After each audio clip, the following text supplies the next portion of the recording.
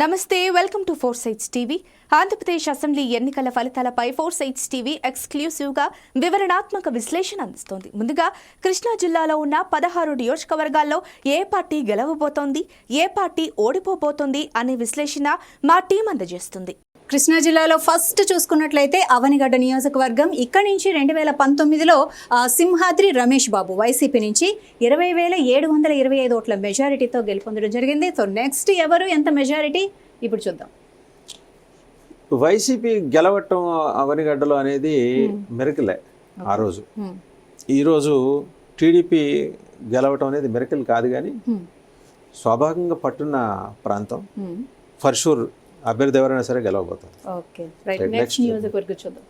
Right, Krishna జిల్లాలో next వచ్చేసరికి గన్నవరం. ఈ గన్నవరం నియోజకవర్గం నుంచి 2019లో వల్లభనేని వంశీ టీడీపీ నుంచి, అది కూడా 838 ఓట్ల మెజారిటీతో కేవలం. నెక్స్ట్ ఎవరు ఏంటి అన్నది ఇప్పుడు తెలుసుకుందాం. Vallabhaneni Vamsi is a blessed leader. ఆయన cinema producer, very talkative, handsome, అందరినీ కలుపుకుని పోతాడు. ఒక అనివార్యత ఆయన వైసీపీకి అసోసియేట్గా ఉండాల్సిన పరిస్థితి ఉంటే మానే అయిపోయేది. బట్ సొంత సామాజిక వర్గానికి ఆయన దూరం అయ్యారు. ప్లస్ మాజీ ముఖ్యమంత్రి చంద్రబాబు నాయుడు గారి సతీమణి భువనేశ్వరి గారి మీద వివాదాస్పద వ్యాఖ్యలు చేసి అనవసరమైన వివాదాన్ని నెత్తికెత్తుకున్నారు. యార్లగడ్డ వెంకట్రావు ఎన్ఆర్ఐ, అంతకుముందు వైసీపీలో ఉన్నారు, ఆయన ఇప్పుడు టీడీపీకి వచ్చారు. ఆయనకి టీడీపీ టికెట్ ఇచ్చింది. 15,264 ఓట్లు అంటున్నారు. ఇది 20,000 కూడా దాటచ్చు. అది ఈసారి. నెక్స్ట్ నియోజకవర్గం చూద్దాం. కృష్ణా జిల్లాలో గుడివాడ నియోజకవర్గం. ఇక్కడ నుంచి 2019లో కొడాలి నాని వైసీపీ నుంచి, అది కూడా 19,479 ఓట్ల మెజారిటీతో. మరి నెక్స్ట్ ఎవరు, ఎంత మెజారిటీ ఇప్పుడు చూద్దాం. టీడీపీ కండి ఈ నియోజకవర్గంలో ఏదో వాస్తు లోపం శాపం తెలియదు, విపరీతం కష్టపడతారు. రిజల్ట్ వచ్చేప్పటికీ మళ్ళీ కొడాలి నానికి అనుకూలంగా ఉంటుంది. ఈసారి మరి చెబుతున్నారు 6,903 అనేది ఏది క్యాండిడేట్స్ని అనౌన్స్ చేయక పూర్వం ఉన్న లెక్క. ఇది మళ్ళీ వైసీపీకే రావచ్చు. ఒకవేళ ఆయన కాకపోయినా, నేను మళ్ళీ చెప్పేది ఇదే, కొడాలి నాని కాకపోయినా వైసీపీ ఇక్కడ గెలవచ్చు. వెనుగళ్ళ రాముని నుంచోబెడుతున్నారు టీడీపీ. అండ్ ఈ గుర్తుంటే మీకు 2019లో దేవినేని నెహ్రూ గారి అబ్బాయి, అతను దేవినేని అవినాష్ టీడీపీ అభ్యర్థిగా నుంచున్నారు. ఆ అబ్బాయి మీద కొడాలి నాని గెలిచారు. ఇప్పుడు దేవినేని అవినాష్ కూడా టీడీపీలోకి వచ్చేసారు. బహుశా విజయవాడలో ఏదో ఒక సెగ్మెంట్ నుంచి ఆయన చేత కంటెస్ట్ చేయించవచ్చు అంటున్నారు. విజయవాడ ఈస్ట్ నుంచి అక్కడ గద్ద రామ్మోహన్ రావు గారు ఆ సెగ్మెంట్కి వచ్చినప్పుడు అది మాట్లాడారు. సో ఇది పరిస్థితి. నెక్స్ట్ నియోజకవర్గం చూద్దాం. జగ్గయ్యపేట నియోజకవర్గంలో 2019లో ఉదయభాను సామినేని వైసీపీ నుంచి, అది కూడా 4,778 ఓట్ల మెజారిటీ. మరి నెక్స్ట్ ఎవరు, ఎంత మెజారిటీ ఇప్పుడు చూద్దాం. జగ్గయ్యపేట నుంచి ఈసారి బరిలో ఒక మీడియా ఛానల్ అధినేత నుంచోబోతున్నారు టీడీపీ. సో ఆయన చాలా గ్రౌండ్ వర్క్ చేసుకున్నారు. ఆయన కంటెస్ట్ చేస్తారు, టికెట్ ఆయనకే. కంటెస్ట్ చేసి గెలిచేదాకా ఆ ఛానల్ కూడా ఆయన నడుపుతారు. సో 8,800 ఏంటి, కొంచెం పెరిగినా పెరగచ్చు. సో ఇదండి. నెక్స్ట్ నియోజకవర్గం చూద్దాం. కైకలూరు నుంచి 2019లో డి నాగేశ్వరరావు వైసీపీ నుంచి 9,357 ఓట్ల మెజారిటీ. మరి నెక్స్ట్ ఎవరు, ఎంత మెజారిటీ ఇప్పుడు తెలుసుకుందాం. ఇది ఫర్ షూర్ అండి. ఇది మరి వీళ్ళు ఏదో అంటున్నారు జనసేన టీడీపీ అని మన అధ్యయనం ద్వారా తెలుస్తుంది. చివరి నిమిషంలో కామినేని శ్రీనివాస్ గారు ఒక ఆయన ఉన్నారు.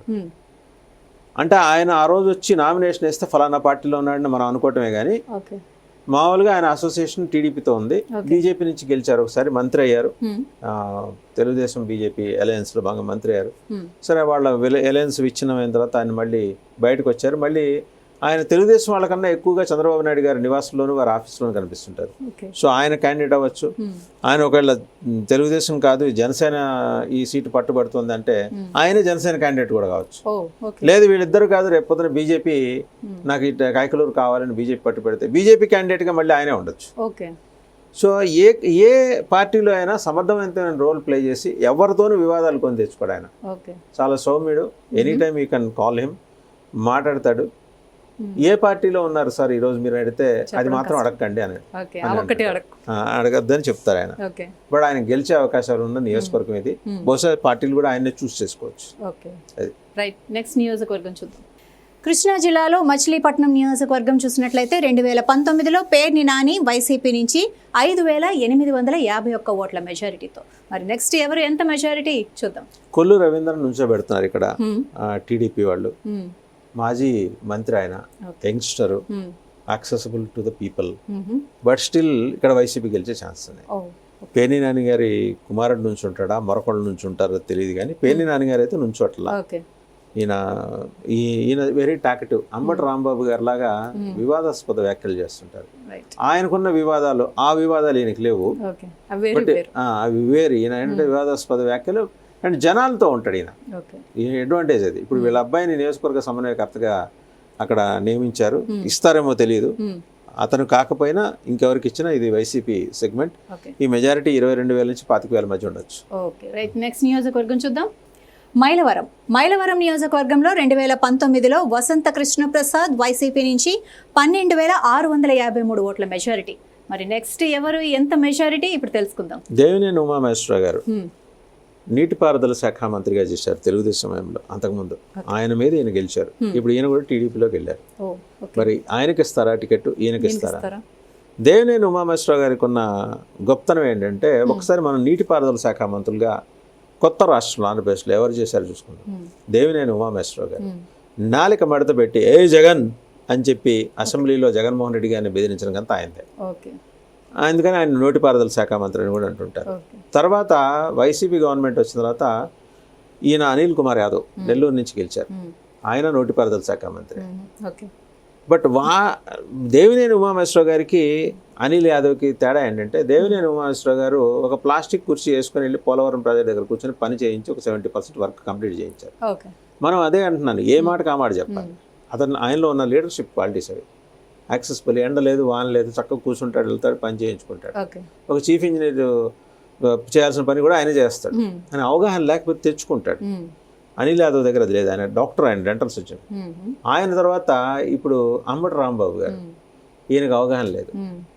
ఈయన నోటిపారుదల శాఖ మంత్రి. ఆ పోస్టులో ఎవరు వచ్చినా సరే, ఏ పార్టీలో ఉన్నా వాళ్ళు నీటిపారుదల అన్నీ పోయి నో వచ్చేస్తుంది, నోటిపారుదల మంత్రి. మరి వసంత కృష్ణప్రసాద్కి టీడీపీ టికెట్ ఇస్తే దేవినేని ఉమా అక్కడి నుంచి ఇండిపెండెంట్గా కంటెస్ట్ చేసే అవకాశం అన్న ప్రమాదం ఉంటుందండి. నెక్స్ట్ సెగ్మెంట్లోకి వెళ్దాం. రైట్. నందిగామ నియోజకవర్గంలో 2019లో ఎం జగన్మోహన్ రావు వైసీపీ నుంచి 10,881 ఓట్ల మెజారిటీ. మరి నెక్స్ట్ ఎవరు ఎంత మెజారిటీ ఇప్పుడు చూద్దాం. అప్రతిష్టని మూట కట్టుకోవటం ఎలా అని ఎవరైనా పుస్తకం రాస్తే ముందు మాట ఏం చేత రాయించాలి. మేకతోటి జగన్మోహన్ రావు గారు, మేకతోటి కాదు, ఎం జగన్మోహన్ రావు, ఇంటి పేరు నేను సరి చేసుకోవాలి.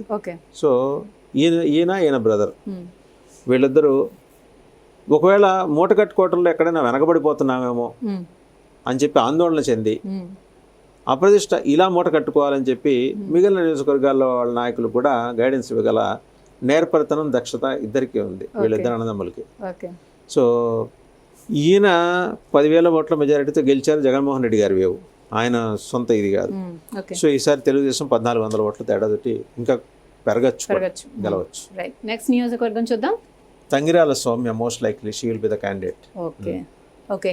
నూజివీడు నియోజకవర్గంలో 2019లో వెంకట ప్రతాప్ అప్పారావు వైసీపీ నుంచి 16,210 ఓట్ల మెజారిటీతో.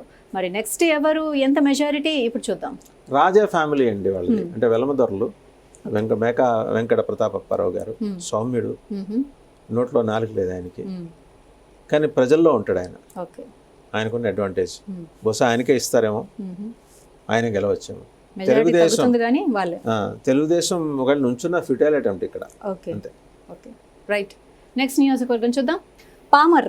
పామర్రు నియోజకవర్గంలో 2019లో అనిల్ కుమార్, అది వైసీపీ నుంచి, మెజారిటీ కూడా 30,873 ఓట్ల మెజారిటీ. సో నెక్స్ట్ ఎవరు ఎంత మెజారిటీ ఇప్పుడు చూద్దాం. నెక్స్ట్ ఎవరు నుంచున్నా పామర్లో క్యాండిడేట్ని మార్చబోతున్నారు. ఎవరు నుంచున్నా వైసీపీ అండి. ఇక మీకు ఇంతకుముందు కూడా మనం మాట్లాడుకున్నాం, దళితులు, ట్రైబల్స్ నుంచిన నియోజకవర్గాల్లో వైసీపీకి ఎక్కువ ఎడ్జ్ ఉంది. ఆయన క్యారీ అవుట్ చేసిన సంక్షేమ పథకాలు కావచ్చు, నొక్కిన బటన్లు కావచ్చు, మొత్తానికి వాళ్ళకి అనుకూలమైన ఫలితాలు ఇస్తున్నాయి. నెక్స్ట్ సెగ్మెంట్లోకి వెళ్దాం.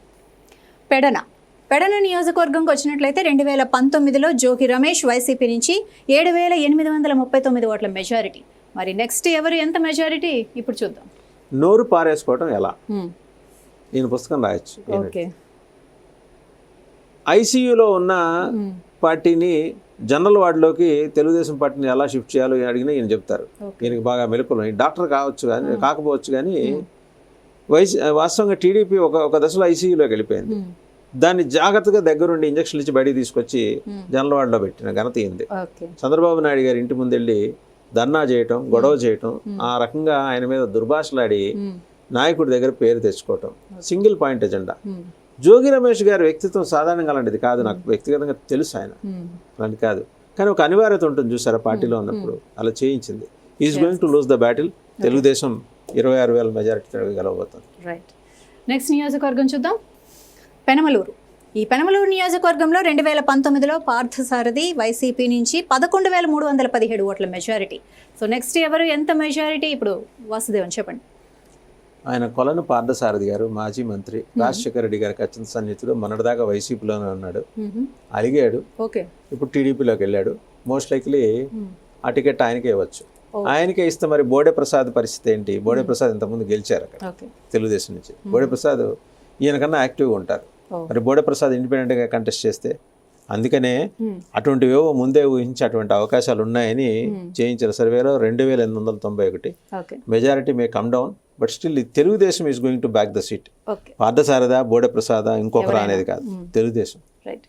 నెక్స్ట్ నియోజకవర్గం చూద్దాం. తిరువూరు నియోజకవర్గంలో 2019లో రక్షణ నిధి వైసీపీ నుంచి, అది కూడా 10,835 ఓట్ల మెజారిటీ. మరి నెక్స్ట్ ఎవరు ఎంత మెజారిటీ? ఇప్పుడు చూద్దాం. సిమిలారిటీ చూసారా?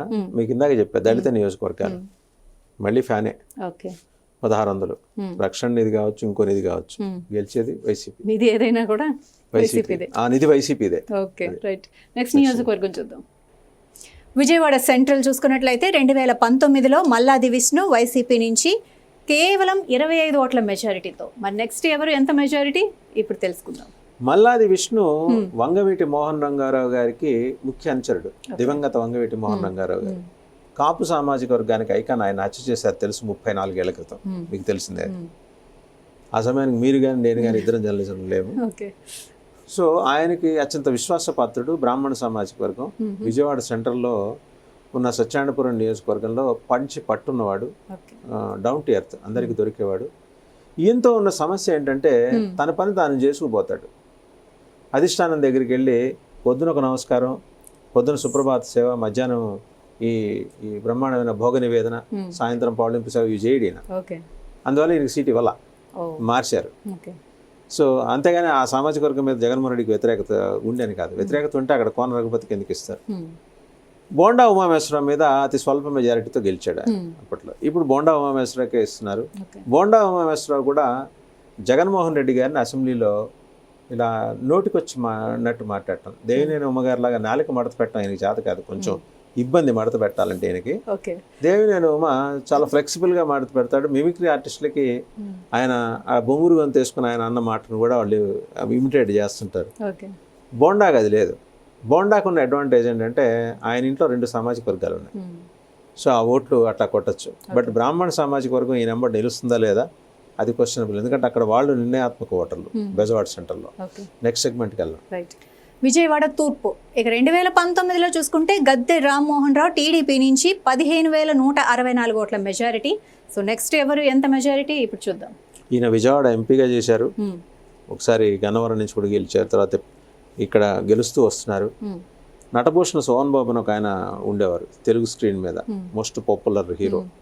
అలా విజయవాడ ఈస్ట్కి చాలా పాపులర్ ఈయన కానీ ఈయన భార్య కానీ తెలుగుదేశం పార్టీలో అనుభవించిన పదవులు లేవు, అలాగే అధికారికంగా ఎంజాయ్ చేయని పదవులు లేవు. ప్రజలకు ఎప్పుడు యాక్సెసిబుల్గా ఉండడు ఆయన అనే పేరుంది, కానీ గెలుస్తుంటాడు. మరి ఈసారి ఆయనకి ఇస్తారో ఎవరికి ఇస్తారో 4 times మెజారిటీతో తెలుగుదేశం. అది ఈస్ట్ సెగ్మెంట్. ఇక్కడి నుంచే దేవినేని నెహ్రూ ఒకసారి రిప్రజెంట్ చేశారు, మంత్రిగా చేశారు. ఆ నియోజకవర్గంలో ఆయన తెలుగుదేశంలో ఉండగా తర్వాత ఆయన కాంగ్రెస్లో చేరారు. తర్వాత వారి కుమారుడు తెలుగుదేశంలోకి వచ్చారు. అక్కడి నుంచి దేవినేని అవినాష్ ఈసారి వైసీపీ నుంచి కంటెస్ట్ చేయొచ్చు అంటున్నారు. బట్ ఎందుకనో దేవినేని అవినాష్ డెసిషన్ కరెక్ట్ కాదేమో అనిపించేలాగా తెలుగుదేశం ఇక్కడ అద్భుతమైన మెజారిటీ సాధించబోతోంది. నెక్స్ట్ నియోజకవర్గం చూద్దాం. విజయవాడ పశ్చిమ ఈ నియోజకవర్గం చూసుకున్నట్లయితే 2019లో వెల్లంపల్లి శ్రీనివాస్ వైసీపీ నుంచి 7,671 ఓట్ల మెజారిటీతో. మరి నెక్స్ట్ ఎవరు ఎంత మెజారిటీ అనేది చూద్దాం. దేవాదాయ శాఖ మంత్రిగా చేశారు ఈయన 2.5 years, మొదటి 2.5 years. వైశ్య సామాజిక వర్గం, వైశ్యాస్కి పట్టున్న నియోజకవర్గం. అయితే వాళ్ళు లేకపోతే ముస్లిమ్స్ ఎక్కువ నుంచుంటారు ఏ పార్టీతో. జలీల్ ఖాన్ అప్పుడు నుంచున్నారు, దాని మీద గెలిచారు ఆయన. ఈసారి ఆయన షిఫ్ట్ చేసి సెంట్రల్కి పంపించారు. ఇంతకుముందు మల్లాది విష్ణు సెగ్మెంట్కి పంపించారు. మల్లాది విష్ణుకి సీట్ లేదు, ఆయనకి ఏదో ఎమ్మెల్సీ ఇస్తానని ఏదో ప్రామిస్ చేశారట. ఈయనకి ఆయనలా కాకుండా అందరితోటి సుబ్బారెడ్డితో బాగుంటాడు, సజ్జల రామకృష్ణారెడ్డి గారితో బాగుంటాడు, సాయిరెడ్డి గారితో బాగుంటాడు, ఇంకే రెడ్డిలు ఉంటే వాళ్ళందరితో కూడా బాగుంటాడు. ఈయనతో అందరితోటి జల్ అవ్వండి. ఇది వాస్తవంగా తెలుగుదేశం పట్టుబడుతోంది. కానీ జనసేన పోతిన వెంకట మహేష్ అని జనసేన అఫీషియల్ స్పోక్స్ పర్సన్, అతను సామాజిక వర్గం బలంగా ఉంది. వాళ్ళు మీకు విజయవాడ వెస్ట్కి ఉన్న ఒక ఇది ప్రత్యేకత ఏంటంటే, వెలమలు ప్రకాశం బ్యారేజ్ కట్టినప్పుడు వెలమ సామాజిక వర్గం వాళ్ళు చాలామంది ఇక్కడికి వచ్చారు. గవరలు వచ్చారు. తర్వాత మీకు పాత్రుళ్ళు అంటారు, నగరాలు అంటారు ఒక సామాజిక వర్గం, వాళ్ళందరూ వచ్చి ఇక్కడ బ్యాంక్ అయి ఉన్నారు. ఆ బ్యాంకుని క్యాప్చర్ చేయాలి అంటే పోతిన వెంకట మహేష్ ఆ నగరాలు సామాజిక వర్గానికి చెందిన వాళ్ళు అనుకుంటారు, అది వాళ్ళకి ఇవ్వాల్సిందే. బట్ తెలుగుదేశం వ్యూహాత్మకంగా ఏం చేసింది, వాళ్ళకి బెజవాడ బాహుబలి అని ఒక ఆయన ఉన్నాడు, బుద్ధ వెంకన్న అని ఎమ్మెల్సీగా ఉన్నట్టు. ఆయన్ని కావాలని రంగంలోకి నేను నా చేయి కోసుకుంటా, నా గుండె తీసి చంద్రబాబుకి ఇస్తాను, ఇది నేను ఎప్పటి నుంచో వచ్చా, నేను ఇక్కడ పని చేసుకుంటున్నాను, నేను ఇక్కడి నుంచి కంటెస్ట్ చేస్తాను, లేదా అనకాపల్లి కంటెస్ట్ చేస్తాను. సో ఒక మెలిక పెట్టి జనసేనని కన్ఫ్యూజన్లోకి పెట్టే ప్రయత్నం చేస్తుంది. అదే జరిగితే బుద్ధా వెంకన్న ఇక్కడి నుంచి కంటెస్ట్ చేయొచ్చు, లేదు అంటే జలీల్ ఖాన్కి ఇవ్వచ్చు, లేదు పవన్ కళ్యాణ్ గారు పట్టుబట్టి మాకు ఇచ్చిందే 24, దాంట్లో ఒకటి మళ్ళీ మీరు తన్నుకుపోతే ఎట్లా అంటే ఇది పోతిన వెంకట మహేష్కి ఇవ్వచ్చు. పోతిన వెంకట మహేష్కి ఇస్తే ఈ మెజారిటీ పెరుగుతుంది, తెలుగుదేశంకి ఇస్తే ఈ మెజారిటీ తగ్గుతుంది. కానీ ఏదైనా వాళ్ళదే. వాళ్ళదే. రైట్.